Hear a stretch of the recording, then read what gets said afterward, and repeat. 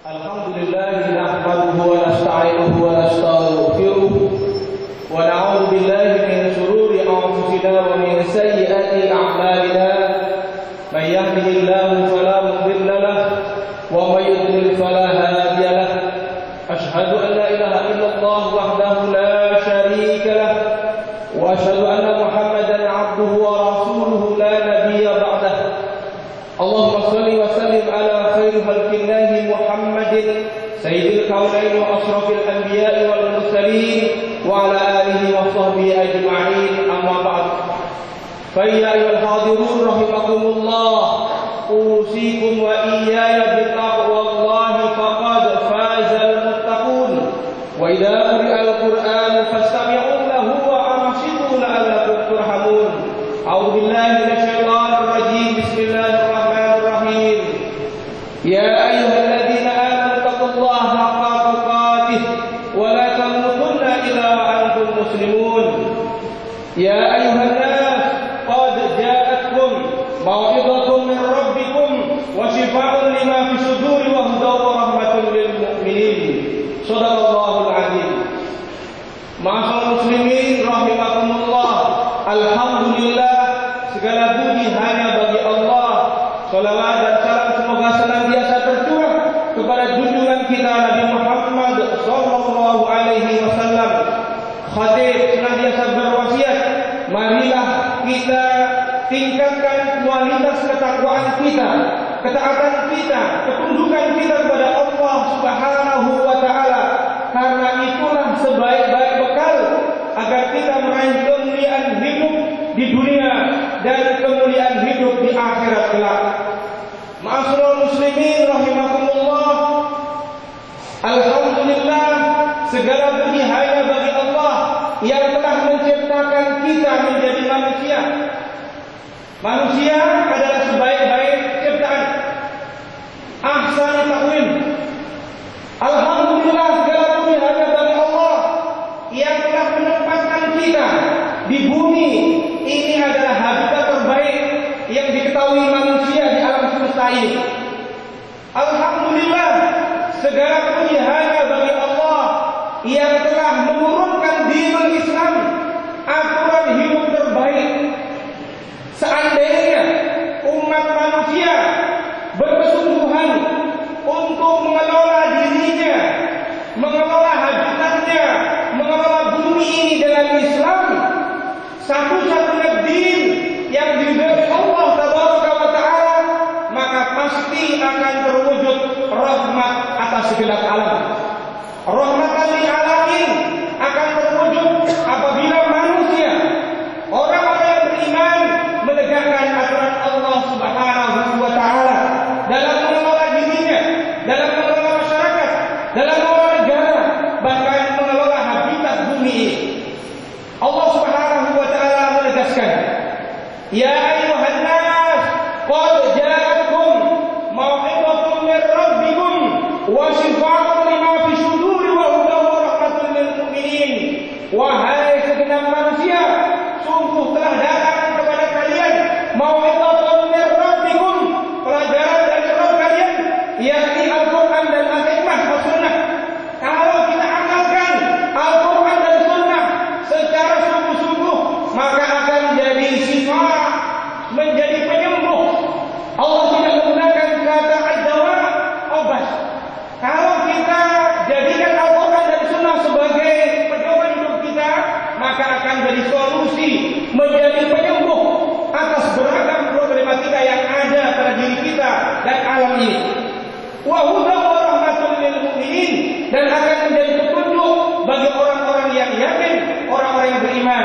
Surat Yunus ayat 57. Ma'asyiral muslimin rahimakumullah, kita pun sering mendengarkan ayat Allah Subhanahu wa Ta'ala, wa ma arsalnaka illa rahmatan lil alamin, ayat 107 surat Al-Anbiya. Tidaklah aku utus engkau wahai Muhammad kecuali untuk rahmat atas segenap alam.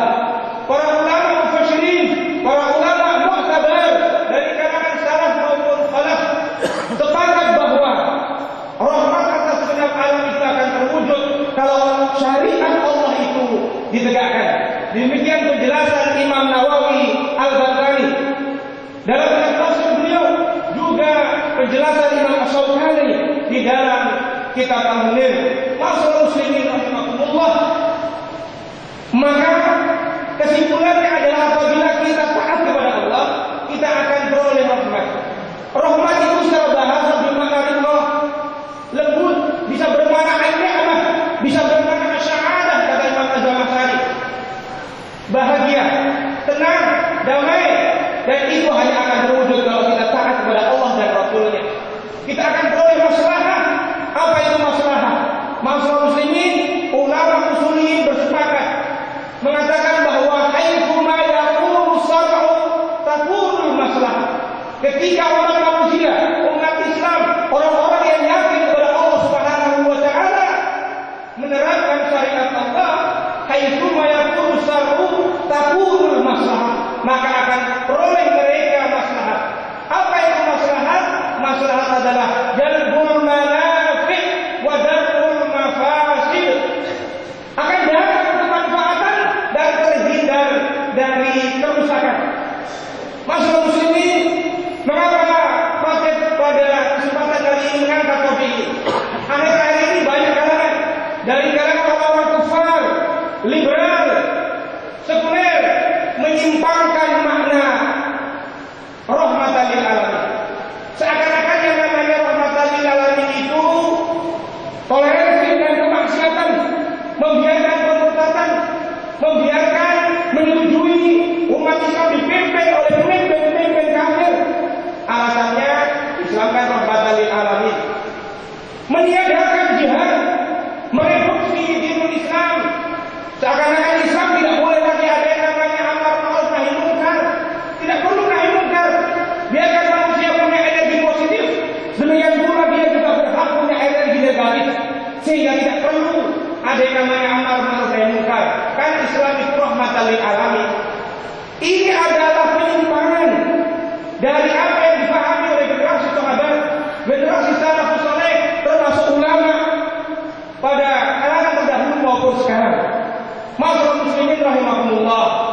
Imam Asy-Syafi'i, ulama terkemuka dari Spanyol, wafat tahun 709 Hijriah atau bertepatan dengan 1338 Masehi.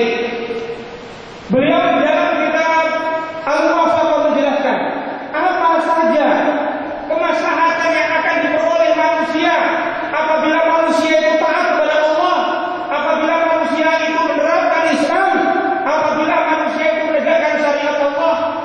Banyak sekali yang digambarkan oleh Imam Asy-Syafi'i, akan tetapi Khatib ingin menjelaskan beberapa hal saja. Antara lain yang pertama adalah hifdzul aql, muhafadzah 'alal aqli, terpeliharanya akal. Kalau syariat Allah ditegakkan, akal manusia terpelihara. Masyaallah muslimin, data dari Gerakan Nasional Anti Narkoba hari ini 4 juta lebih anak Indonesia terkena narkoba. Pecandu narkoba. Sebagian data mengatakan tiap hari 50 anak muda, orang tua mati karena khamr dan narkoba. Beragam aturan, bahkan lembaga yang menanganinya ditingkatkan statusnya. Makin tinggi pula jaringan narkoba ini. Bahkan suatu hari BNN pernah mengatakan, Gerakan Nasional Anti Narkoba, gerakan mengatakan tidak ada satu RW pun di Indonesia ini yang bebas narkoba. Jaringannya begitu rupa menjadikan ratusan triliun omsetnya. Dampaknya masyaallah muslimin, kalau mereka anak-anak muda, orang tua, para pejabat teler dengan khamr, dengan narkoba, kalau mungkin akan memikirkan rakyatnya, memikirkan dirinya, yang tidak mungkin. Makanya syariat Allah menegaskan, innamal khamru wal maisiru wal ansabu wal azlamu rijsun min amali syaitan fajtanibuhu la'allakum tuflihun. Hai orang yang beriman, ya ayyuhalladzina amanu innamal khamru wal khamr maisir judi wal ansab korban untuk berharap wal azlam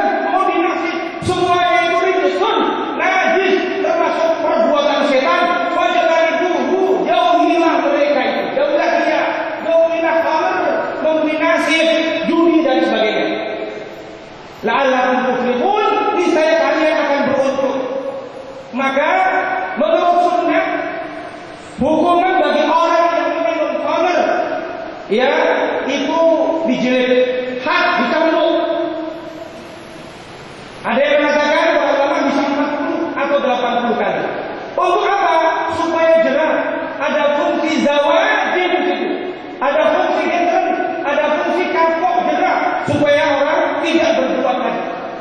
Kenapa sekarang para pecandu narkoba pengedarnya tidak kapok? Karena tidak ada ketegasan hukum, ketidakadilan hukum. Allah Subhanahu wa Ta'ala telah membuat aturan, tapi kita mencari-cari ke sana kemari, mencari buaya untuk nakut-nakuti pecandu narkoba. Padahal Al-Quran telah membuat aturan, sunnah telah membuat kriteria ketetapan hukuman tegas bagi orang-orang yang terlibat narkoba apalagi pengedarnya. Ini semua untuk apa? Untuk hifdzul akal, supaya terjaga akal manusia, supaya masih eksis dirinya sebagai manusia yang berakal, supaya dia bisa beriman kepada Allah, supaya dia bisa memahami hakikat kemanusiaannya. Bagaimana mungkin dia memahami hakikat kemanusiaannya kalau tidak lagi dia berakal? Ini yang pertama. Yang kedua, ma'asyiral muslimin rahimakumullah, hifdzun nasl, terpeliharanya keturunan, muhafadzah 'ala nasli, yaitu dengan adanya aturan apa? Nikah. Fankihu ma taba lakum minan nisa ila akhir ayat. Nikahilah wanita-wanita yang kalian cintai. Ada perintah nikah laki-laki dengan perempuan. Dilarang kita berzina, wala taqrabuz zina, innahu kana fahishatan wa sa'a sabila. Diharamkan perbuatan liwat, apa yang sekarang terkenal dengan LGBT.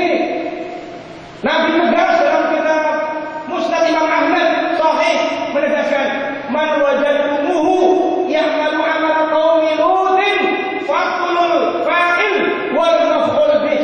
Kalau kalian jumpai orang berbuat sebagaimana perbuatan kaumnya Nabi Lut, maka bunuhlah fa'il subjek maupun maf'ul bih objeknya. Untuk apa ini? Supaya jelas keturunan manusia, supaya jelas nasab. Jadi aturan manusia itu belum tentu baik. Aturan Allah pasti baik. Kalau kita yakin kepada Allah Subhanahu wa Ta'ala, kenapa kita enggan menerapkan aturan Allah hanya karena provokasi orang-orang kafir, provokasi ahli aktivis HAM, seakan-akan Al-Quran melanggar HAM.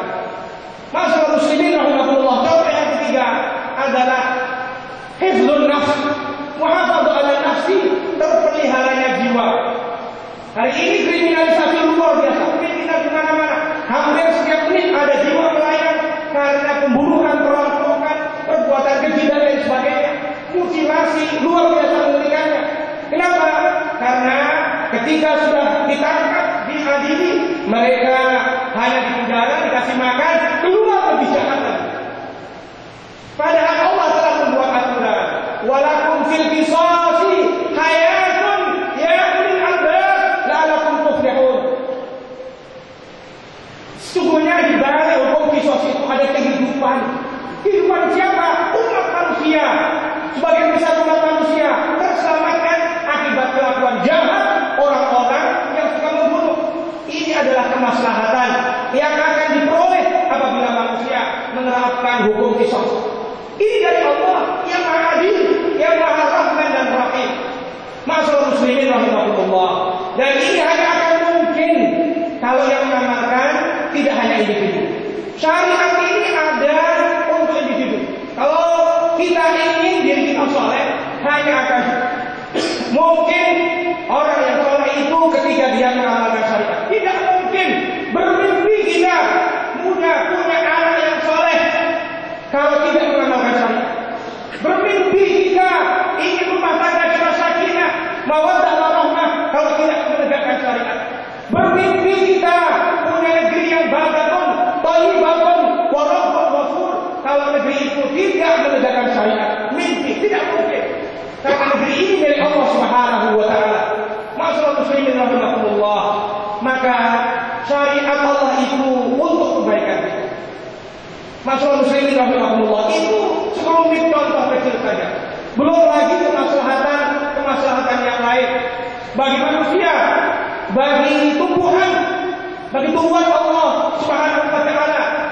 Melalui lisan Rasulullah sallallahu alaihi wasallam menegaskan, "Man qata'a shidratan sawwadallahu ra'sahu finnar." Barang siapa menebang pohon sidrah, pohon sidir, pohon lindung, di padang pasir ada pohon tempat orang berlindung, berteduh. Tiba-tiba ada seorang menebangnya sehingga terganggu ketertiban umum. Maka kata Nabi sallallahu alaihi wasallam, "Sawwadallahu ra'sahu finnar." Kepala orang yang suka merusak pohon itu akan dicelupkan ke neraka. Ini hadis Nabi sallallahu alaihi wasallam. Di negeri kita ini bukan hanya ditebang, dibakar.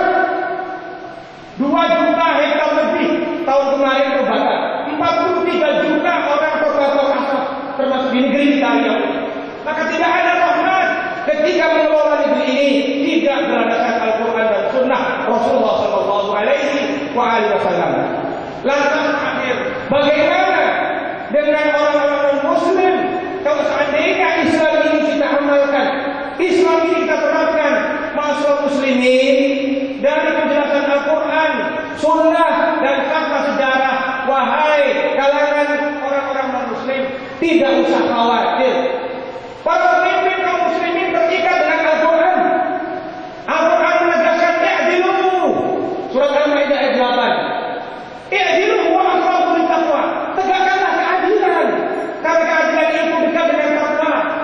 Maka 1342 tahun lamanya umat Islam punya negara semenjak didirikan oleh Nabi Muhammad SAW. Kemudian Khulafaur Rasyidin, kemudian Umayyah, Abbasiyah hingga Utsmaniyah tahun 1924. Maka tidak pernah ada diskriminasi mayoritas umat Islam terhadap minoritas. Ketika umat Islam dibantai di Spanyol, orang Yahudi juga dibantai di Spanyol oleh Ratu Isabella yang Katolik. Siapa yang melindungi orang Yahudi? Orang Yahudi mengungsi ke Turki, dilindungi oleh Khilafah Utsmaniyah. Sampai sekarang mereka ada perkampungan di Arab Saudi.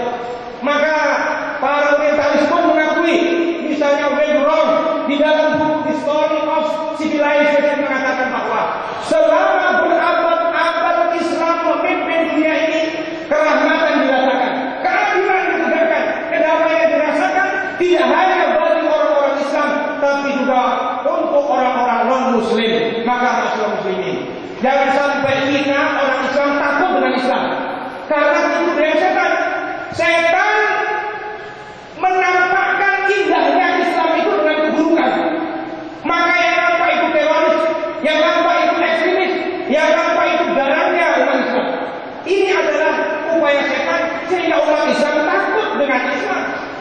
Sementara kesusuran, kebatilan, kemaksiatan yang buruk ditampakkan oleh setan dengan bungkus yang indah-indah, sehingga umat Islam pun tertipu dengan godaan setan. Oleh karena itu, masalah muslimin rahimahullah, marilah kita jauhi godaan setan. Kita pilih Islam, kita tegakkan aturan Allah ini, dan tegaknya Islam itu hanya akan mungkin tidak hanya pada tataran individu masyarakat, tapi juga harus dalam tataran negara. Semoga negeri kita ini makin sadar untuk mengamalkan syariat Allah, dan kaum muslimin, fuqaha, ulama kaum muslimin sepakat bahwa sistem Islam itulah yang namanya khilafah Islam itulah yang akan menerapkan Islam secara sempurna, dan Islam akan terwujud, rahmatan lil alamin akan terwujud. Barakallahu li wa lakum fil Qur'anil azim wa nafa'ani wa iyyakum bima fihi minal ayati wa dhikril hakim wa taqabbala minni wa minkum tilawatahu innahu huwas samiul alim. Allahumma